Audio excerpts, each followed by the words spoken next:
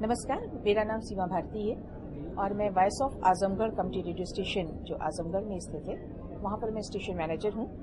और अगर हम बात करें कि हमने कम्युनिटी रेडियो स्टेशन को सेटअप वहाँ पर क्यों किया, तो इसकी फर्स्ट जो था वो यही था कि यहाँ पर जो प्रॉब्लम्स थी, एक तो सबसे बड़ी प्रॉब्लम ये थी कि अवेयरनेस बिल्कुल नहीं थी, चाइल्ड एजुकेशन नहीं था वहाँ पर, और ख़ास तौर से जो महिलाओं की स्थिति थी वो बहुत ज़्यादा खराब थी। इसके अलावा अगर आजमगढ़ की बात करें तो कहीं ना कहीं आजमगढ़ जो है वो एक ग्रे शेड स्केल पर नज़र आ रहा था। लोग आजमगढ़ के बारे में जब बात करते थे तो वो ये मान के चलते थे कि इसका मतलब ये है कि यहाँ पर जो एक्टिविटीज़ हो रही हैं वो सही नहीं है, और ये सारी बातों को एक साथ रखकर, और उसकी वजह शायद यही देखी गई कि वहाँ पर टोटल इम्पैक्ट ऑफ एजुकेशन नहीं है, और सबसे बड़ी बात है कि अवेयरनेस की कमी है।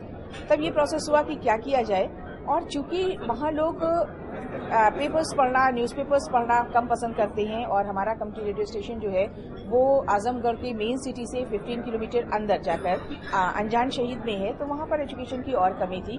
तो एक जो सोर्स ढूंढा गया कि अगर हम रेडियो के माध्यम से इन लोगों को ये सारी बातें बताएंगे तो शायद ये बेहतर तरीके से समझ सकेंगे। तब हमने फिर ये रेडियो का मीडियम चुना और कम्युनिटी रेडियो की स्थापना की। इसका जो मुख्य उद्देश्य था वो यही था कि लोगों को अवेयर किया जाए, उन्हें राष्ट्र की मुख्य धारा में शामिल किया जाए, और खासतौर से जो महिलाएं हैं अगर वो एजुकेटेड होंगी तो वो अपने बच्चों को सही तालीम दे सकेंगी। और इसी बेस पर हमने काम शुरू किया। हमारे सामने जो खास चुनौतियां आई वो दो तरह की चुनौतियां आई। एक तो टेक्निकल प्रॉब्लम जिसको हम आज भी झेल रहे हैं।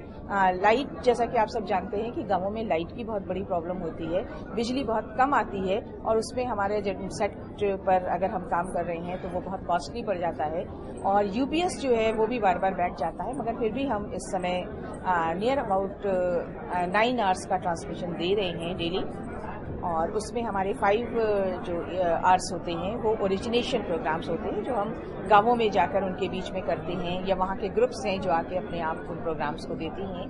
बहुत ज़्यादा फाइनेंशियल सपोर्ट हमारे पास नहीं है। हमारा जो कंटेंट शेयरिंग है ये हमारा सबसे बड़ा सपोर्ट है, क्योंकि हम जो लोकल आर्टिस्ट हैं या जो और लोग हैं उनको बिना कोई अतिरिक्त चार्ज दिए हुए, कोई पैसा दिए हुए, उनसे हम अपने प्रोग्राम्स कराते हैं, और वो हमारे साथ बहुत आराम से अच्छे से आके करते हैं।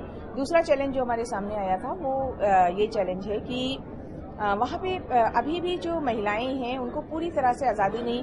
ठीक है, थोड़ा पढ़ लिख ले, मगर रेडियो का नाम सुन के उनके जो फैमिली वाले थे वो नहीं मानते थे।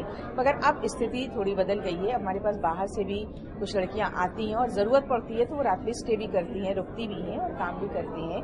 और इंटरनेट की प्रॉब्लम भी हमारे पास है, क्योंकि लाइट नहीं होती है और भी प्रॉब्लम्स होती हैं। तो इस तरह से हम लोग कभी कभी लगता है कि दुनिया से कट के हम अपना रेडियो स्टेशन चला रहे हैं, बट वी आर डूइंग, और जो हमारे प्रोग्राम्स हैं वो काफ़ी पसंद किए जाते हैं। और अभी हाल में ही हमने कई अवेयरनेस कैंपेन्स भी चलाई। रेडियस एज जैसे सबका होता है कि हम 100 की रेडियस में काम करती हैं, और हमारा ट्रांसमिशन जो है वो कुछ एरियाज को कम कवर करता है, और कुछ एरियाज में हम अपनी अपेक्षा से ज़्यादा दूर तक पहुंचते हैं। तो नियर अबाउट 20 to 25 किलोमीटर्स तक हमारा खजाना सुना जाता है। हाँ, फ्यूचर बहुत अच्छा लग रहा है, क्योंकि अब लोग जुड़ना चाहते हैं। खासतौर से जो नई लड़कियां हैं, नए लड़के हैं, वो अपने आप आते हैं, जुड़ना चाहते हैं, बल्कि वो अक्सर ये भी कहते हैं कि हम ट्रेनिंग प्रोग्राम्स करना चाहते हैं, क्योंकि आरजे बनना चाहते हैं। तो हम उनको यही बताते हैं कि कम्युनिटी रेडियो मीन्स आरजे नहीं है। कम्युनिटी रेडियो का मतलब यही कि कम्युनिटी से आप जुड़ के काम करो, और आई थिंक कि काफ़ी अच्छा होगा और बेहतर करेंगे हम लोग।